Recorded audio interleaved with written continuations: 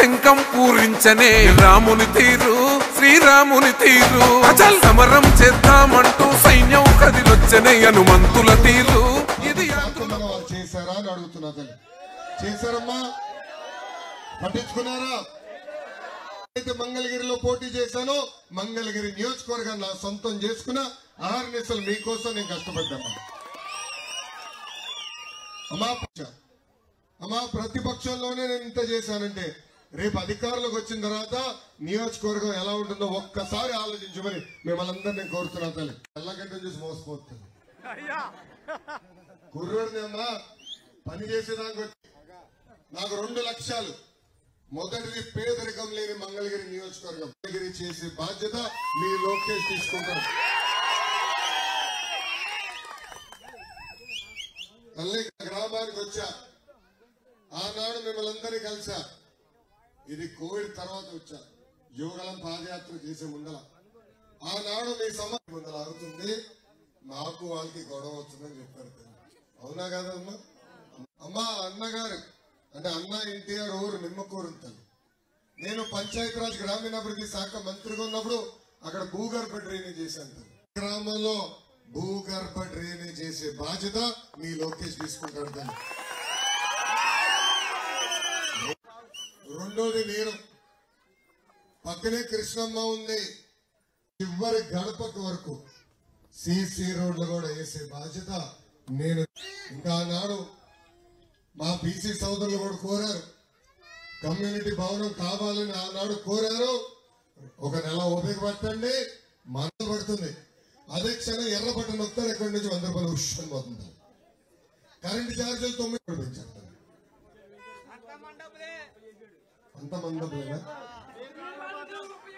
రూపాయలు జమ చేసి లక్షలు అప్పు చేసి పిల్లలు చదివిస్తున్నారు మన నియోజకవర్గానికి నేను పరిశ్రమలు తీసుకొస్తాను నేను గతంలో ఐటీ శాఖ మంత్రిగా ఉన్నప్పుడు మంగళగిరి పట్టణానికి ఐటీ ఉద్యోగాలు కల్పించే బాధ్యత నేను తీసుకుంటానమ్మా 2014లో తండ్రి సమ వాడుకున్నారు చూసాం కదా తల్లి అందరూ అయ్యో పాపం అనుకున్నాం తర్వాత తెలిసింది వాళ్ళ పార్టీకి చెందిన కార్యకర్త వైకాపా కార్యకర్త శ్రీను గుచ్చాడని పొడిసాడు కూడా కాదు గుచ్చాడు అయిపోయింది శ్రీను 5 సంవత్సరాలు జైల్లో ఉన్నాడు తల్లి 5 సంవత్సరాలు జైల్లో ఉన్నాడు ఏనాడు ముఖ్యమంత్రి గారు పట్టించుకోలేదు శ్రీను పాప ఒక దళితుడు బాగా కష్టపడతాడు చేయాలని తప్పనుంది ఏదో ముఖ్యమంత్రి అవుతాడు జగన్మోహన్ రెడ్డి గారని ఏదో గుచ్చాడు తల్లి కానీ 5 సంవత్సరాలు జైల్లో పెట్టాడు తల్లి కోడి కత్తి తర్వాత బాబాయ్ శవం బయటకు వచ్చి ఇప్పుడు గులకరాయి తల్లి ఇప్పుడు గులకరాయి వచ్చింది తల్లి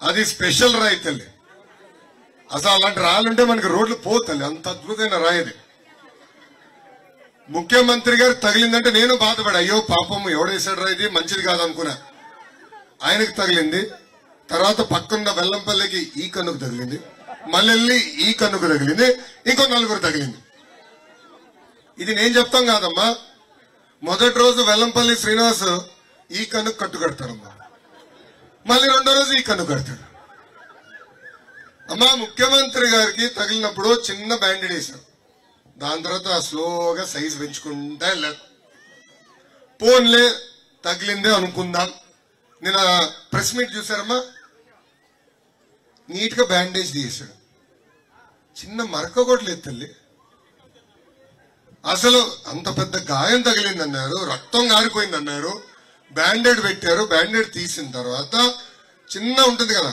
మరకన ఉంటుంది కదా గడ్డ కడుతుంది కదా రక్తం ఆ మరక కూడా లేదు తల్లి అందుకే చెప్పా రాజమౌళి గారికి ఫోన్ చేద్దాం అనుకున్నా రాజమౌళి గారికి ఫోన్ చేసి వేరే యాక్టర్లు అందరూ వేస్ట్ జగన్ పెట్టు ఆస్కర్ అవార్డు వస్తాం మీకు ఖాయం ఏమి నటన కానీ నాకు ఒక భయం ఉంది తల్లి ఇప్పుడు కోడి కత్తి తర్వాత శవం బయటకు వచ్చింది ఇప్పుడు గులకరాయి తర్వాత ఏం శవం బయటకు వస్తుందో భయపడుతున్నా తల్లి అందుకే అమెరికాకి వెళ్ళిపోయింది మొన్న ఒక వీడియో చూసా జగన్మోహన్ రెడ్డి గారు తల్లికి ఫోన్ చేసి అమ్మ ఒక్కసారి ఇంటికి రా నేను రాను అనింది లేదమ్మా ఒక్కసారి అంటే సభలకు వెళ్తాగా నేను ఇంటికి రాను అనింది చెల్లెమ్మకు ఫోన్ చేశాడు చెల్లి ఒక్కసారి ఇంటికి రండి నీకు దండం నాకు చేసిన మోసాలు చాలు, నేను మీ గడప దొక్కను, మీ పార్టీలోకి రాను, నేను రోడ్లపైన తిరుగుతా అన్నాడు. అమ్మా, సొంత తల్లికి చెల్లికి న్యాయం చేయలేని వ్యక్తి మనకు న్యాయం చేస్తాడమ్మా. దయచేసి ఆలోచించండి, దయచేసి ఇది గుర్తు పెట్టుకోండి అమ్మా. అమ్మ, ఒక యువకుడిని, ఉత్సాహవంతుడిని పని చేసేదానికి వచ్చా తల్లి. నన్ను ఆశీర్వదించండి, దీవించండి. నేను ఇప్పుడు పనిచేసిన దానికన్నా రెట్టింపు పని చేస్తా, మీకు సేవ చేస్తా. మీరు నా చుట్టూ తిరుగుతాం కాదు, నేను మీ చుట్టూ తిరుగుతా. గ్రామాన్ని అభివృద్ధి చేస్తా, నియోజకవర్గాన్ని అభివృద్ధి చేస్తా. తిరిగి ఇలా రచ్చబండ ఎన్నికల సమయంలో పెట్టుకున్నప్పుడు సబాష్ బాగా చేసేవరా అని మీ చేత చెప్పించుకునే బాధ్యత నేను తీసుకుంటానని ఈ సభాముఖం మీ అందరికి తెలుపుకుంటూ. నిమ్మకూరు అత్తగారిది నిమ్మకూరే, తల్లిగారిది నిమ్మకూరే. ఇక్కడేం చేస్తున్నావు తల్లి? ఇక్కడంటే మా మేనల్లుడు ఉన్నాడు, నేను ఇక్కడికి వచ్చాను. ఓటు ఎక్కడ ఉంది? నా ఓటు ఇక్కడే ఉంది. ఓటు ఇక్కడే ఉంది. నా రేషన్ కార్డు, నాకు రేషన్ కార్డు లేదు. అన్నయ్య చనిపోతే అన్నయ్య దగ్గర ఉన్నాను. అన్నయ్య చనిపోతే నేను కూడా చనిపోయానని, అన్నయ్య బతుకున్నాను, నేను చనిపోయానని నా రేషన్ కార్డు తీసేశారు. నాకు పెన్షన్ లేదు, ఏమీ లేదు. ఎవరిని అడిగినా కూడా నీకు పెన్షన్ రాదా అంటున్నారు. ఎందుకంటే అందులో మా అన్నయ్య చనిపోతే మా వదిన గారికి వస్తుంది పెన్షన్, నీకు రాదంటున్నారు. నాకు ఎవరు లేరు, మేనల్లుడి దగ్గర ఉన్నాను, అధోగతిగా ఉన్నాను నేను. మీరు వస్తే నాకేమన్నా న్యాయం చేస్తారని తాతయ్య గారు ఉన్నప్పటి నుంచి నాకు తెలుగుదేశమే. నిమ్మకూరు నుంచి ఎప్పుడు వచ్చారు ఇక్కడికి? నిమ్మకూరు నుంచి వచ్చి 30 ఏళ్ళు అయ్యింది. అక్కడికి వచ్చేసాం, ఉండలేదు. మీరు వస్తే అంటారేంటి తల్లి? ఏంటి మీరు అధికారంలోకి వస్తే ఇవ్వమంటారేంటి? అధికారంలోకి వచ్చిన తర్వాత ఇవ్వండి అనాలి కదమ్మా. మీరు వచ్చిన తర్వాతే నా బతుకు, మీరు వచ్చిన తర్వాతే నా బతుకు బాగుండదని శివయ్య గారి దగ్గరికి వెళ్ళి నేను నిర్ణయించుకుంటాను. నెల ఓపిక పట్టమ్మా, అధికారులు ఊర్లో పంపిస్తా. వినండి తల్లి, నెల ఓపిక పట్టు, అధికారులు ఊర్లో పంపిస్తా. ఎవరెవరికి రేషన్ కార్డులు పెండింగ్ ఉన్నా ఆ వివరాలను సేకరించి ఇప్పించే బాధ్యత నేను తీసుకుంటాను. ఓకేనమ్మా? అదే 2 లక్షలు అప్పులు చేసి సంక్షేమ పథకాలు ఇచ్చారు సార్. 12 లక్షల కోట్లు 12 లక్షల కోట్లు అప్పులు చేసి 12 లక్షలు చేసి ఉంటే మనకు భలే ఉండేదమ్మా. కోట్లు అవును సార్, 12 లక్షలు మర్చిపోయావు ఇచ్చారు సార్. రేపొద్దున మనం వాళ్ళకన్నా ఎక్కువ ఇస్తామని చెప్తున్నాము. మనం ఎలా ఇస్తాం సార్? 2 times గ్రో అవ్వాలి. సో ఎకానమీ గ్రో అయితే ఆటోమేటిక్ గా ఆదాయం పెరుగుతుంది ప్రభుత్వానికి. తద్వారా సంక్షేమ కార్యక్రమాలు, అభివృద్ధి కార్యక్రమాలు చేసే అవకాశం ఉంటుంది. మన ప్రభుత్వ అధికారంలోకి వచ్చిన మొదటి సంవత్సరం ముందల ప్రభుత్వం క్యాపిటల్ ఎక్స్పెండిచర్ చేయాలి. అంటే రోడ్లు వేయాలి, డ్రైన్లు కట్టాలి, తాగునీటి పథకాలు వేయాలి. కరకట్ట రోడ్ ఎంత దారుణంగా ఉందండి? కట్ట రోడ్ ఎంత దారుణంగా ఉందమ్మా? ఎంత అన్యాయంగా ఉంది రోడ్డు. రాత్రి వస్తే ఎంత ఇబ్బంది అమ్మా. అందుకే జగన్మోహన్ రెడ్డి గారు రోడ్ల పైన తిరగడం, హెలికాప్టర్లు ఇస్తారు. అమరావతిలో కూడా మీరు చూస్తే ఆయన ఇంటి నుంచి రాజధాని ప్రాంతానికి వెళ్ళేదానికి కేవలం 10 కిలోమీటర్లు కూడా హెలికాప్టర్లు వెళ్ళాడు ఈయన. అమ్మ, బాబు గారు ఉన్నప్పుడే ఊర్లో సీసీ రోడ్లు వేసినాం. కట్ట రోడ్డు కూడా మీరు చూస్తున్నారు. ఇలా రోడ్లన్నీ వేయాల్సిన అవసరం ఉంది. క్యాపిటల్ ఎక్స్పెండిచర్ ముందర ప్రారంభిస్తాం. దాని తర్వాత ఇతర అభివృద్ధి కార్యక్రమాలు కూడా చేస్తాం. పెద్ద ఎత్తున యువతకి ఉద్యోగాలు కల్పించే బాధ్యత మేము తీసుకుంటాం. ఆ లక్ష్యంతోనే తెలుగుదేశం, జనసేన, భారతీయ జనతా పార్టీ ప్రభుత్వం పనిచేస్తుంది. Thank you. నాకు 2 పిల్లలన్న, మా ఆయన వదిలేసి 10 సంవత్సరాల పైన అయిందన్న.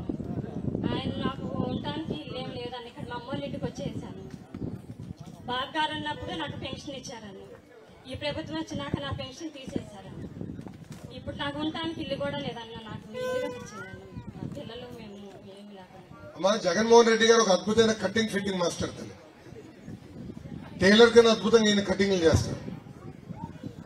కరెంటు ఛార్జీలు కరెంటు ఎక్కువ కాల్చుతున్నాము, బిల్లు ఎక్కువ వస్తుందని పెన్షన్ కట్ చేస్తారు. మళ్ళీ కరెంటు ఛార్జీలు పెంచింది ఎవరు? ఈయనే పెంచుతాడు, ఈయనే కట్ చేస్తాడు. అందుకే కటింగ్ ఫిట్టింగ్ మాస్టర్ పేరు పెట్టాను. అమ్మ, ఇల్లు కట్టించి అందజేయాలి, ఆ బాధ్యత నేను తీసుకుంటాను. స్పష్టమైన హామీ ఇచ్చి ఆమెకి నేను కట్టుబడి ఉన్నాను. ఓకేనమ్మా? Thank you.